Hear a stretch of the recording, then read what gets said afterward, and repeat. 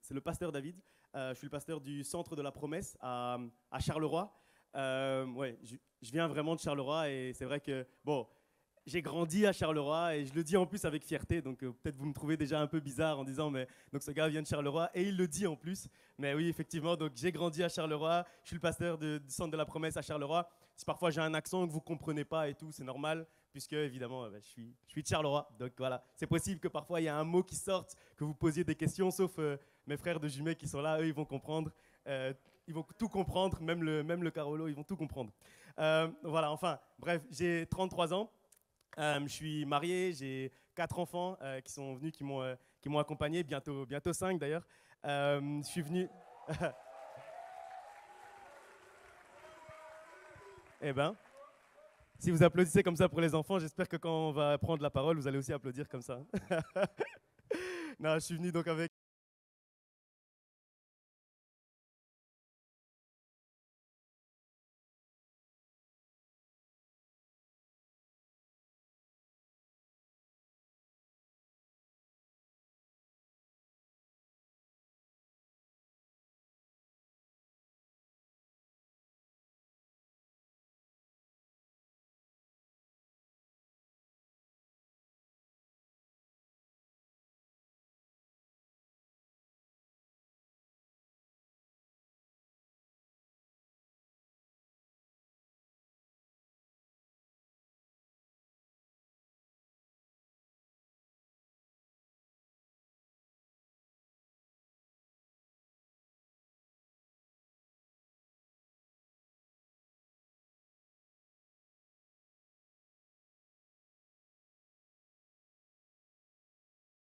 Ok, donc je disais, j'ai été responsable de la jeunesse avant et ça fait longtemps déjà que je suis plus responsable de la jeunesse, mais malgré tout, j'ai toujours gardé, je veux dire, le cœur pour la jeunesse. Mais c'est vrai que j'ai plus l'habitude de ces ambiances, mais franchement, ça fait du bien. J'ai un peu vieilli, donc j'ai plus l'habitude disons, de ce genre d'événements aussi cool, avec une ambiance aussi agréable. Mais c'est vraiment agréable et ça rappelle des très bons souvenirs de quand j'étais plus jeune, même si je ne suis pas très vieux, mais malgré tout, je suis quand même, je crois, plus vieux que certains d'entre vous. Et donc, quand l'un des membres du comité m'a contacté pour apporter la parole, pour partager la parole aujourd'hui, je dois dire que justement pour ces raisons-là, le fait que je suis plus responsable de la jeunesse, que je travaille plus vraiment au jour le jour avec la jeunesse, mais avec tout le monde, parce que c'est une église où il y a des familles, etc., de laquelle je suis pasteur titulaire.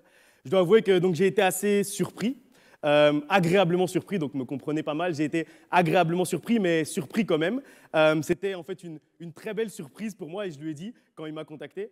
Mais après, par contre, quand il m'a parlé du thème de la convention, là, du coup, j'ai plus été surpris du tout. Ça n'a plus été une surprise pour moi, la raison pour laquelle Dieu m'avait choisi pour échanger, pour partager la parole avec vous aujourd'hui. Parce que tout s'est éclairci au moment où il m'a dit, le thème donc c'est steady, c'est rester ancré dans les fondations solides, avoir des racines solides dans la parole de Dieu. Parce qu'en fait, le thème de cette convention, c'est vraiment un sujet qui me tient à cœur, vraiment personnellement, c'est un peu pour moi le fil rouge de la vie d'un chrétien. Ça m'arrive régulièrement d'enseigner sur ce passage, autour de ce sujet, parce que je trouve qu'il est très vaste et que d'une vie, on n'aura pas assez pour pouvoir tout aborder, toutes les facettes, prendre tous les angles de la parole de Dieu par rapport à ce thème bien précis. Et aussi parce que la raison pour laquelle j'aime bien enseigner ces derniers temps sur ce passage, sur ce thème, c'est parce que je trouve que c'est un thème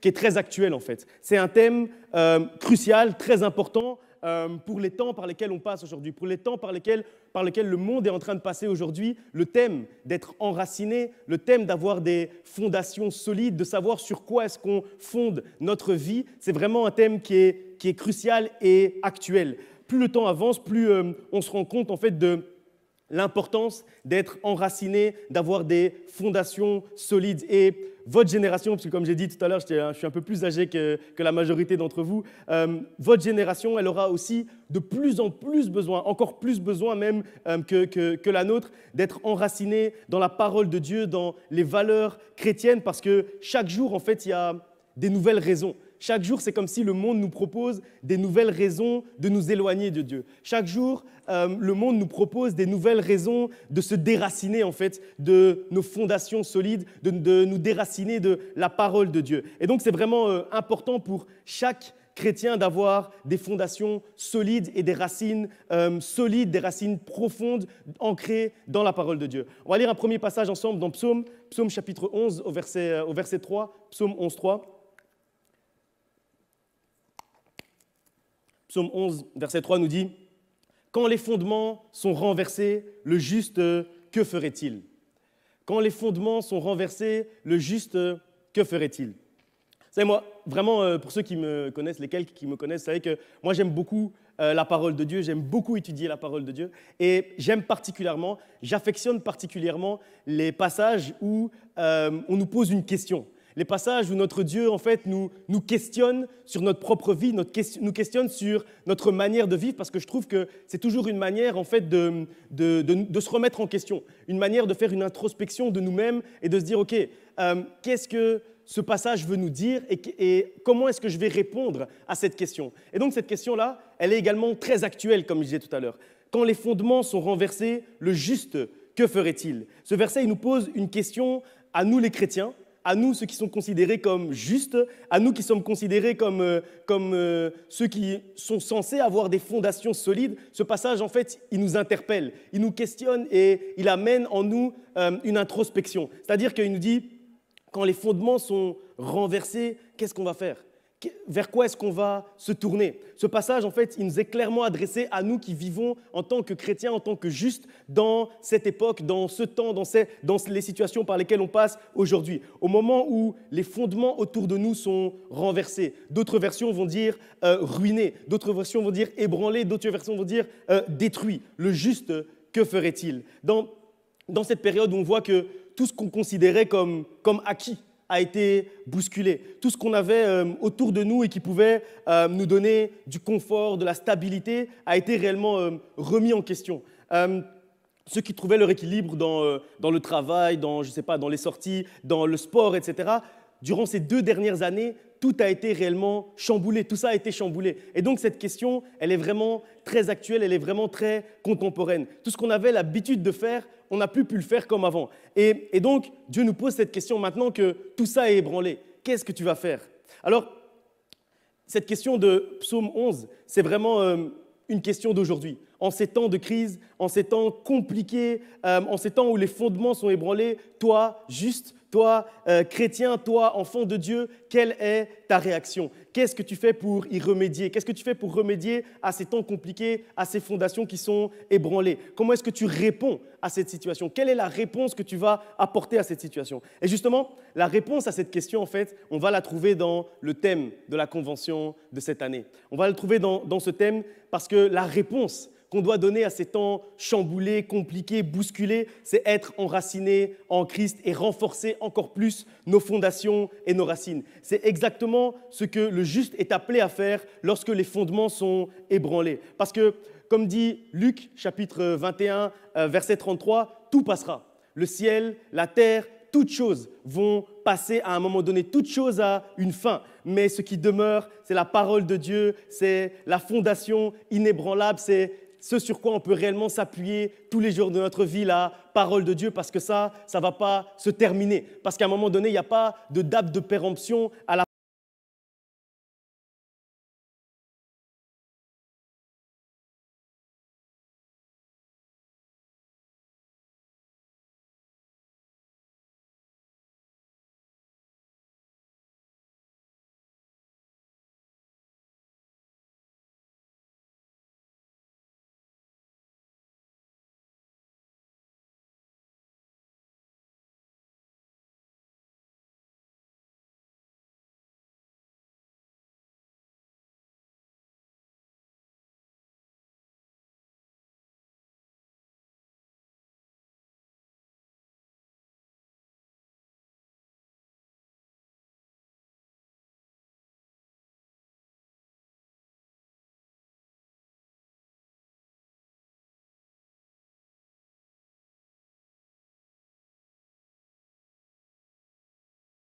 de la valeur, etc.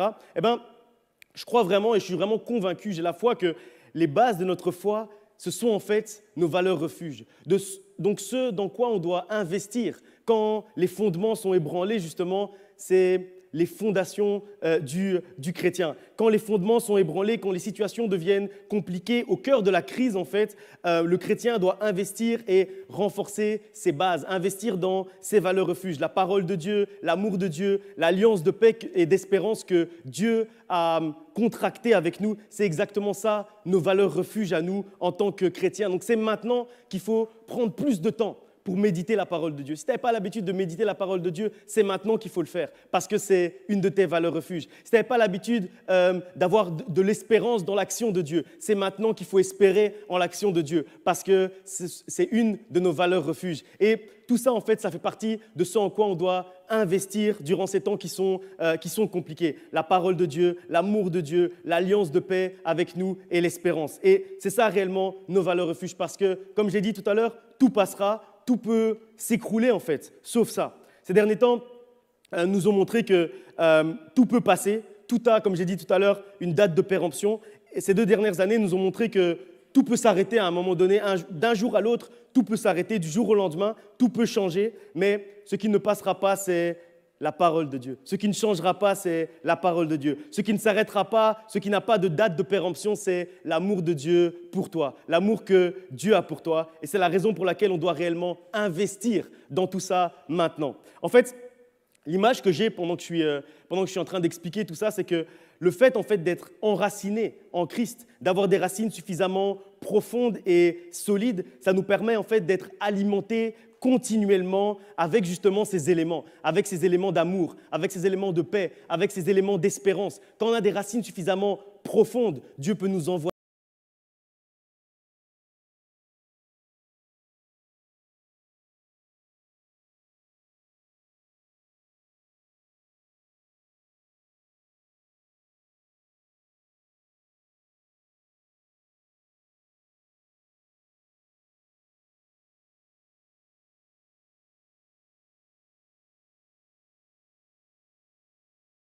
raciné et fondé en lui et affermi par la foi, d'après les instructions qui vous ont été données et abondées en actions de grâce. Prenez garde que personne ne fasse de vous sa proie par la philosophie ou par de vaines tromperies, s'appuyant sur la tradition des hommes, sur les rudiments du monde et non sur Christ. Car en lui habite corporellement toute la plénitude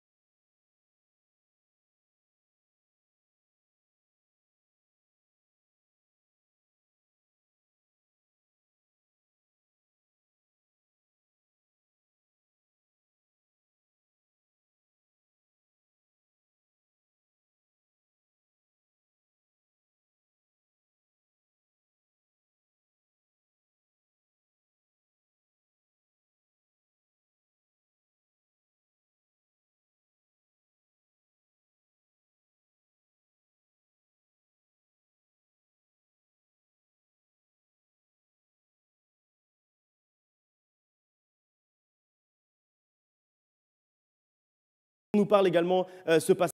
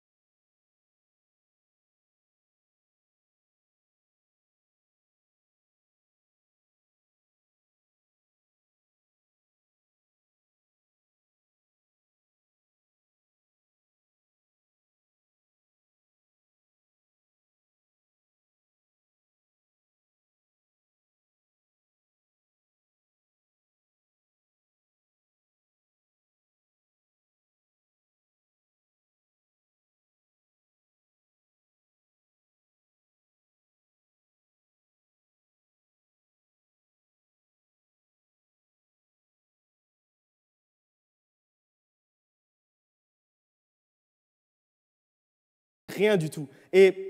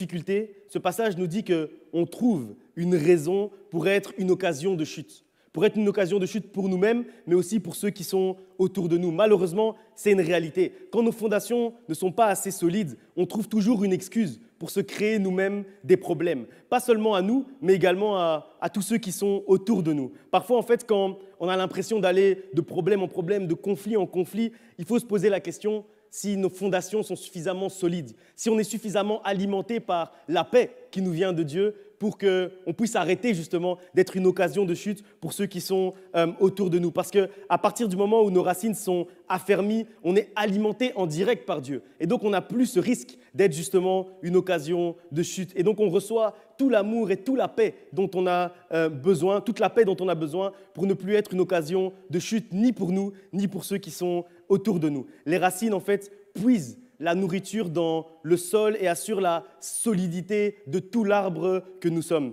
Enracinés en Christ, nous sommes nourris par sa vie, par le témoignage de Christ, par l'amour de Christ, par la paix qui nous vient de Christ. Et donc, on est planté solidement en lui. S'enraciner en Jésus, c'est approfondir en fait toutes ces valeurs refuges dont je parlais tout à l'heure, tous ces nutriments, tous ces éléments essentiels pour qu'on puisse continuer à avancer.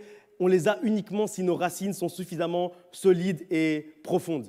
On va lire encore un passage dans Jérémie 17, au verset 8. On nous parle du juste et on dit « Il est comme un arbre planté près des eaux et qui étend ses racines vers le courant. Il n'aperçoit point la chaleur quand elle vient et son feuillage reste vert.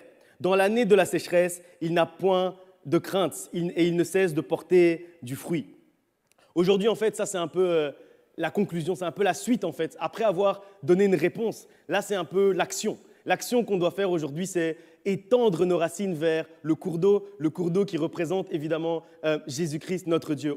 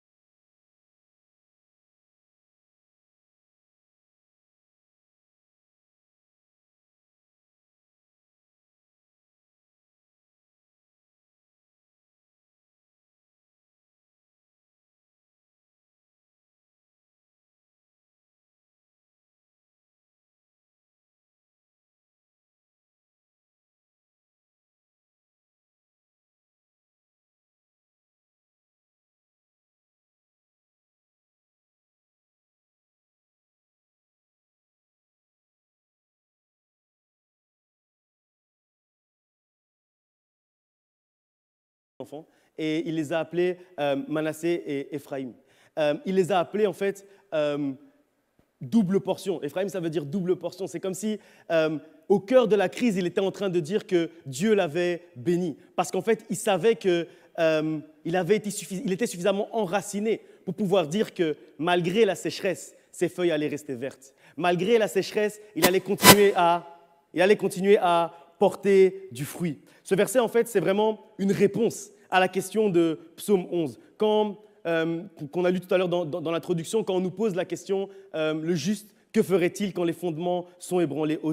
Au cœur de la crise, que fait le juste? Il étend ses racines vers le courant pour que ses feuillages puissent rester à tout moment verts. Ce passage, en fait, il ne dit pas que et ça c'est aussi important, comme je dis, tous les mots sont importants dans la Bible, il ne dit pas que la sécheresse ne viendra pas. Il ne dit pas que la chaleur ne viendra pas, mais il dit qu'au cœur de la sécheresse, celui qui a étendu suffisamment ses racines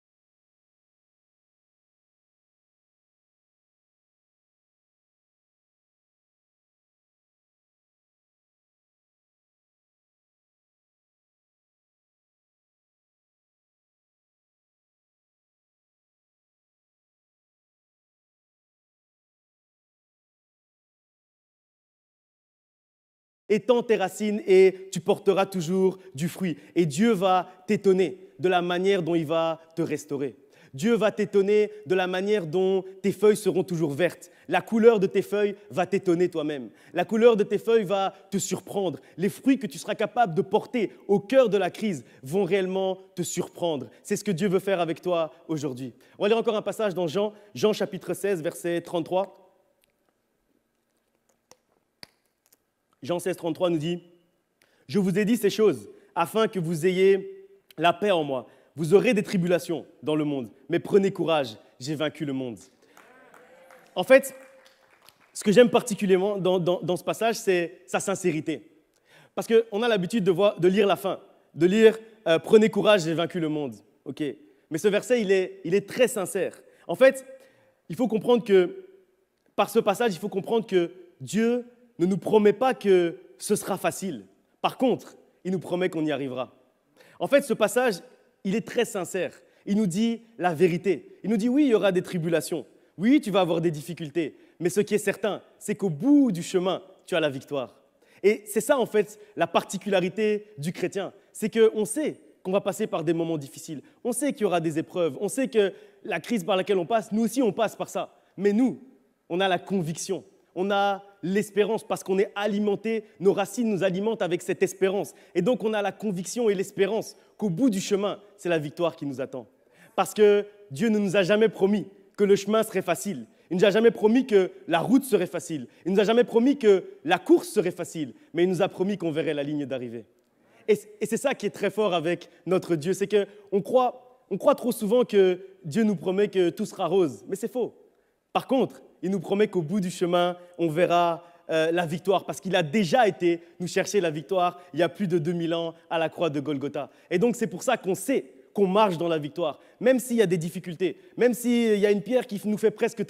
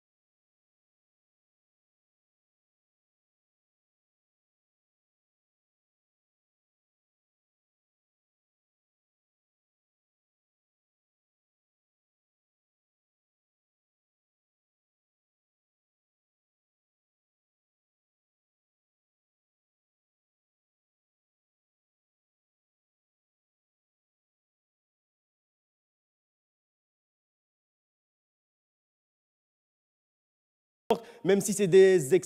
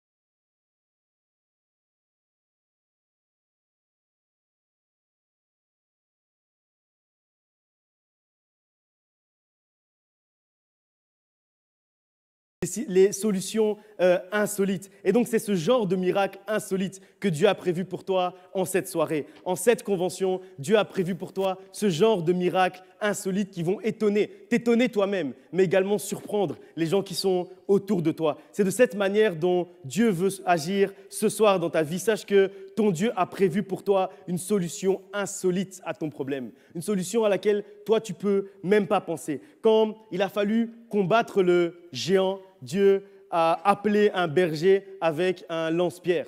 C'est ce genre de solution que ton Dieu est capable de démontrer également dans ta vie. Même si tu passes par une saison où ta surface est complètement abîmée, je suis venu te dire que demain, tu vas refleurir au travers d'un retournement de situation et d'une solution insolite. Étends tes racines en cette soirée, étends tes racines en cette convention et Dieu va te surprendre. Si tu as l'impression que ta surface a été abîmée, si tu es venu avec le cœur lourd aujourd'hui, si tu es venu avec le cœur lourd en cette soirée, sache que ce soir, Dieu a prévu de te surprendre. Dieu a prévu de t'étonner par son action parce que sa main n'est pas trop courte et il est capable d'agir dans ta vie. Les fleurs et les fruits que tu vas porter demain vont réellement te surprendre, vont réellement t'étonner. Dieu veut te surprendre en cette convention. Dieu veut te surprendre en cette soirée. Alors, étends tes racines vers lui parce que plus tes racines sont profondes, plus tu vas pouvoir être alimenté par lui. Peu importe ce qu'il y a en surface, l'important, c'est les racines. L'important, ce n'est pas ce que les gens voient. L'important, c'est ce que tu as dans ton cœur. C'est pour ça que le passage tout à l'heure disait celui qui n'a pas des racines en lui. Parce que ça commence à l'intérieur de nous. Ça commence par ce que l'œil de l'homme ne voit pas. Parce que le seul qui peut voir ça, c'est notre Dieu. Le seul qui peut voir tes racines, qui peut t'alimenter au travers de ces racines, c'est ton Dieu, c'est ton Seigneur. Le vent peut faire tomber les feuilles d'un arbre. Le vent peut faire parfois même couper une partie des branches, mais il ne va jamais pouvoir déraciner l'ensemble des racines si les racines sont profondes. Il y a certains arbres, on m'a dit une fois qu'il y avait certains arbres qui, ce qu'on voit à la surface, les racines sont 2 fois plus profondes. Parce que ce qu'on voit à la surface, c'est rien par rapport à ce que tu as dans ton cœur et par rapport à ce que Dieu a mis dans ton cœur. Donc peu importe les tempêtes de ta vie, tu ne seras pas déraciné. Peut-être qu'en arrivant, tu te demandais pourquoi tu étais là, mais ce que j'ai à cœur de te dire aujourd'hui, c'est que Dieu veut bouleverser ta vie avec une solution insolite aujourd'hui. Dieu veut bouleverser ta vie en te montrant que tu peux refleurir malgré tout. Malgré toutes les situations par lesquelles tu es passé, même si ton cœur est blessé aujourd'hui, Dieu peut restaurer ton cœur, Dieu peut guérir ton cœur, Dieu peut le faire. Pourquoi ? Parce que tu étends tes racines vers lui. Si tu étends tes racines vers lui, il est capable de t'envoyer cette guérison du cœur et tu seras étonné par la couleur des fleurs. Tu seras étonné par la saveur des fruits que tu vas porter demain parce que tu vas refleurir. Je suis venu te dire que ce n'est pas terminé. Je veux te dire qu'il y a encore une solution. Je veux te dire que la main de Dieu n'est pas trop courte et qu'il ne s'est pas encore levé, mais qu'au moment où il va se lever, plus personne ne pourra se lever après lui. Amen. Jésus-Christ a dit à ses disciples que celui qui entend et met la parole en pratique est semblable à un homme qui établit des fondations solides pour construire sa maison. Le vent peut venir, la pluie peut s'abattre sur la maison, le torrent peut déverser sur la maison, mais la maison ne sera pas détruite. Si tu choisis aujourd'hui, en cette soirée, en cette convention, d'établir des fondations solides, sache que tu ne seras jamais détruit, sache que tu ne seras jamais déraciné. La Bible ne dit pas que ce sera facile tous les jours. Jésus n'a pas dit que si la maison est construite sur des fondations solides, alors la tempête ne va pas venir, alors il y aura toujours du soleil au-dessus de la maison. Jésus n'a pas dit ça. Mais il a dit que peu importe ce qui arriverait, peu importe les tempêtes, peu importe les torrents qui pourront se déverser. C'est clair, il y aura des tempêtes. C'est clair, il y aura des torrents. C'est clair, il y aura de la pluie. C'est clair, il y aura du vent. Mais si tes fondations sont solides, tu ne seras jamais détruit. Proverbe 12, verset 3 nous dit « Dieu ne laissera pas le juste être déraciné ». Et c'est pour ça, si vous faites le lien avec le psaume qu'on a lu tout à l'heure, quand les fondements sont ébranlés, le juste, que fait-il? Le juste, ce qu'il fait quand les fondements sont ébranlés, c'est qu'en fait, il demeure juste. Et de cette manière, le juste, du coup, n'est pas déraciné, comme nous dit Proverbe 12, 3. Psaume 92 nous dit que celui qui est planté dans la maison de l'Éternel prospère dans les parvis de son Dieu. Là où peut-être cette crise nous a éloignés du parvis, nous a éloignés peut-être des églises. En fait, c'est maintenant qu'il faut investir dans les valeurs refuges, investir notre temps dans notre relation avec notre Dieu. Le juste, il n'est pas déraciné, mais il prospère. Même au temps de la sécheresse, même au temps des difficultés, il continue à prospérer parce que ses racines s'étendent. Dieu t'appelle aujourd'hui à étendre et à solidifier et à renforcer tes racines. Dieu t'appelle à avoir des racines qui vont suffisamment loin, qui sont suffisamment épaisses, qui sont suffisamment solides pour que, quoi qu'il arrive, il puisse continuer à t'alimenter, que tu ne sois pas ballotté de gauche à droite dès qu'il y a un vent qui n'est pas favorable. Dieu t'appelle à avoir des racines suffisamment larges et solides pour que tu sois stable, pour que tu sois steady, comme le thème de la convention, et que rien ne puisse te faire vaciller. Si tu as des racines solides, la pluie peut venir, tu ne bougeras pas. La tempête peut venir, tu ne bougeras pas. Le vent peut venir, tu ne bougeras pas. Il y aura des tribulations, mais n'oubliez pas, prenez courage, j'ai vaincu le monde. Parce que tes racines te permettront d'être nourri, alimenté continuellement par Christ, avec les éléments essentiels, l'espérance, la paix, l'amour, la joie, le bonheur en abondance. C'est ça en fait que nous amènent les racines quand elles sont suffisamment solides, quand elles sont suffisamment profondes. C'est vrai que, comme je disais tout à l'heure, d'une certaine manière, parfois, la pandémie nous a donné trop de temps ou pas assez de temps, ou je ne sais pas comment expliquer, mais parfois, en entretien, j'entends que oui, ça m'a éloigné, ça m'a éloigné de Christ, je me suis affaibli. En fait, parfois, nos racines, on doit nous-mêmes aussi les renforcer. C'est pour ça que le passage disait « prenez courage ». Quand on nous dit « prenez courage », ça veut dire en fait « renforcez vos racines ». Durant les moments de crise, renforcez les racines. Et alors, vous allez continuer à prospérer. Donc, peu importe où tu en es aujourd'hui, Dieu t'appelle à renforcer tes racines. Ou alors peut-être qu'il t'appelle à élargir tes racines, à les rendre plus profondes. Parce que c'est les deux éléments, comme on a dit tout à l'heure. Elles doivent être solides, elles doivent être profondes. Peut-être qu'elles sont solides, mais qu'elles ne sont pas assez profondes. Peut-être qu'elles sont profondes, mais qu'elles ne sont pas assez solides. Et donc, dans ces temps de crise, dans ces moments compliqués, on peut plus se permettre en fait d'avoir des racines qui restent en surface, qui ne sont pas suffisamment profondes. Les temps par lesquels on passe aujourd'hui nous ont montré ça. C'est la solidité de nos racines et de nos fondations qui nous permettra de tenir malgré les difficultés, malgré les épreuves, malgré les complications. Ce qui nous permettra de tenir, c'est la force et la profondeur de nos racines. Ne faisons pas l'erreur de croire que ce sont les valeurs humaines, l'argent, le sport, je ne sais pas, les amis, peu importe, qui nous feront tenir. C'est des choses qui peuvent être importantes, qui peuvent être bonnes, je dis pas ça, mais ce qui va nous faire tenir, à nous les justes, à nous les chrétiens, ce sont nos valeurs refuges dont j'ai parlé tout à l'heure. C'est c'est dans ces valeurs refuges, en fait, qu'on doit, nous, se réfugier, comme dit tout simplement le terme valeurs refuge. Quand les fondements sont renversés, quand les fondements sont détruits, quand les fondements sont ébranlés, c'est ce moment. Ce n'est pas le moment, justement, de s'éloigner de la parole de Dieu. Ce n'est pas le moment de prier moins. Ce n'est pas le moment d'avoir moins d'espérance. Ce n'est pas le moment de plus vivre dans la paix de Dieu. Au contraire, c'est le moment d'investir du temps dans la parole. C'est le moment d'investir du temps dans la prière. C'est le moment d'investir du temps à créer une relation, à renforcer notre relation avec Dieu. C'est en ce moment, c'est maintenant qu'il faut proclamer que nous sommes vainqueurs et plus que vainqueurs. Peut-être que tu as déjà des racines, mais que tu veux aller plus profondément dans ta relation avec Dieu. Peut-être que tu t'es bien enraciné, mais que tu sens que tes racines commencent à s'affaiblir au lieu de se renforcer. Sache que Dieu t'appelle en cette soirée, en cette convention, à renforcer tes racines, à te renforcer, à prendre courage parce qu'il a vaincu le monde. Et quand il dit ça, en fait, il dit « Prends courage, de toute façon, tu as déjà la victoire. Prends courage, de toute façon, je ne t'ai pas promis que ce serait facile, mais je t'ai promis que tu verrais le bout du chemin. » C'est un appel que Dieu nous fait aujourd'hui. À chacun d'entre nous, je me mets dedans.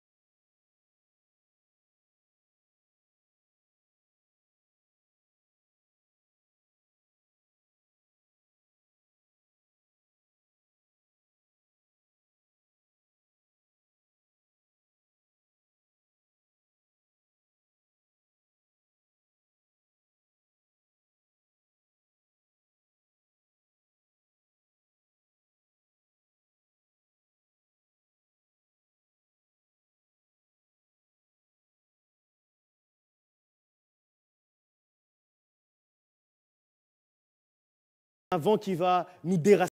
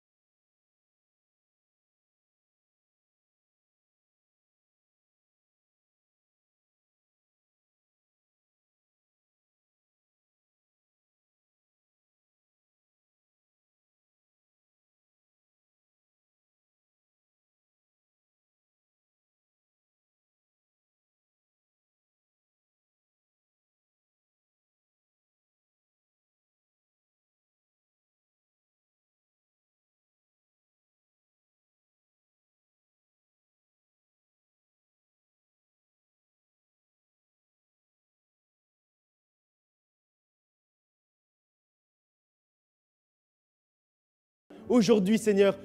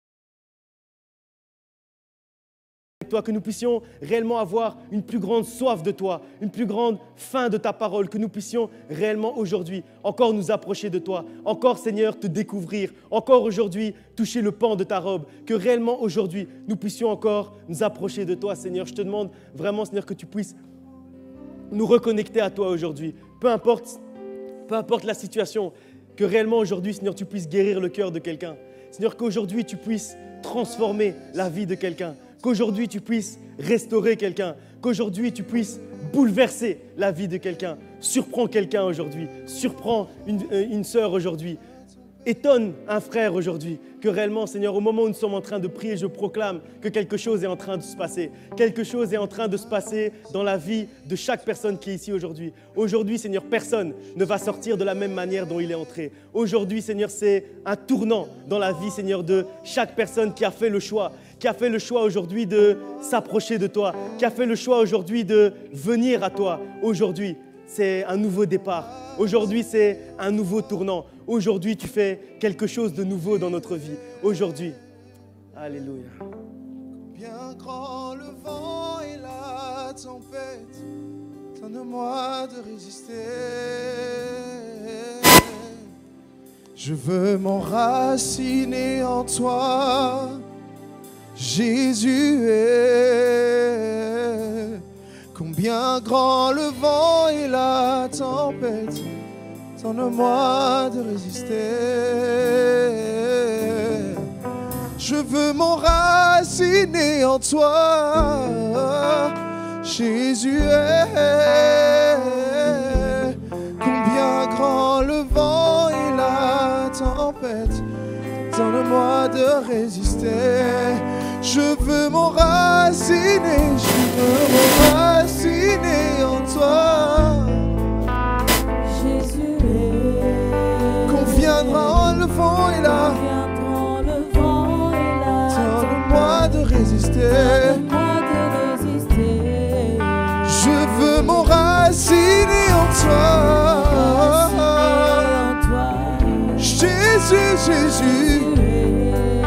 Qu'on viendra le vent et la tempête. Donne-moi de résister. Alléluia. Jésus, je veux m'enraciner en toi. Jésus est. Qu'on viendra le vent et la tempête. Donne-moi de résister. Je veux m'enraciner en toi. Jésus est. Qu'on viendra les vents et la tempête. Donne-moi de résister. Jésus, je veux m'enraciner. M'enraciner en toi. Qu'on viendra le vent et la tempête. Donne-moi. Jésus, m'enraciner en toi. M'enraciner en toi.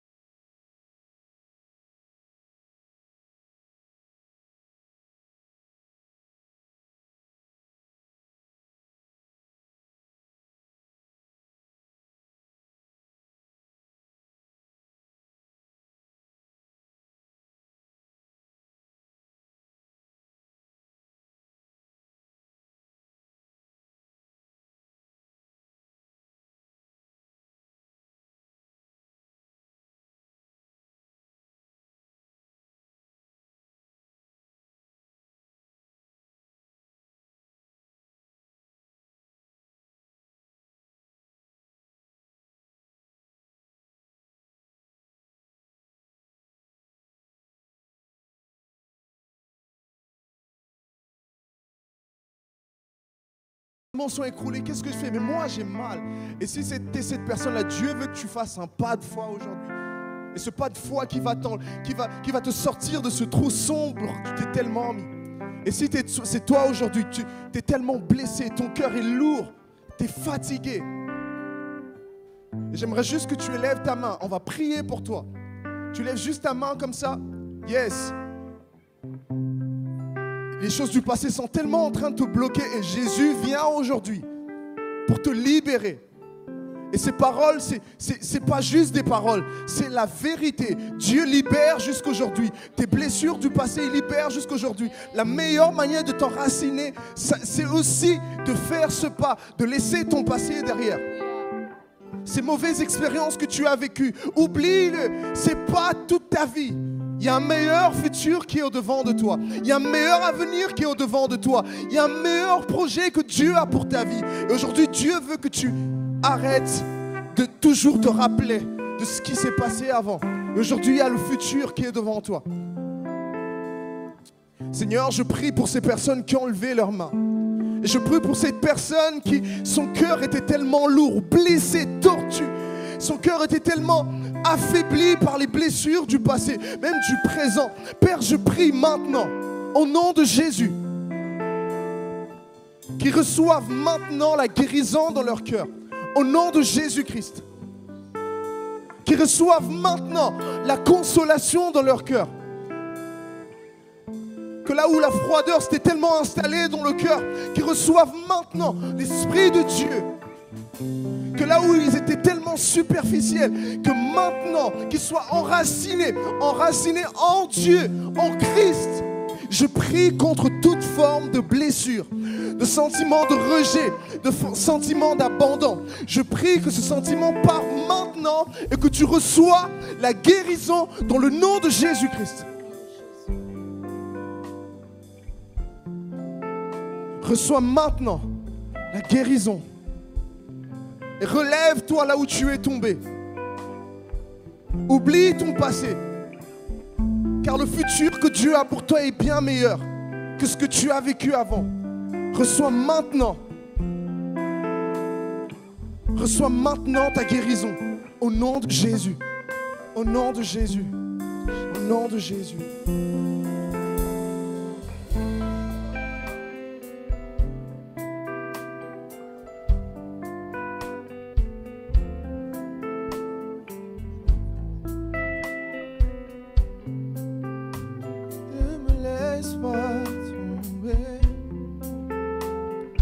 On va encore faire un chant. Et pendant ce chant, je vous invite à prendre ce moment seul avec Dieu. Ne regarde pas autour de toi. Ne regarde pas ton voisin, ce qu'il fait, s'il danse, s'il pleure, s'il s'agenouille, s'il se met à plat ventre. Ne le regarde pas. Regarde au ciel. Regarde devant. Regarde à Dieu. Peu importe ce qui se passe. Si tu as besoin de pleurer, pleure. Si tu as besoin de crier à Dieu, crie à Dieu. Peu importe ce que tu as besoin, exprime-le à Dieu ce soir. Qu'on puisse rentrer dans ce moment de louange et encore prier Dieu pour des guérisons, des miracles et des choses extraordinaires. Prenons ce temps, mais prends-le seul avec Dieu. Ne regarde pas autour de toi.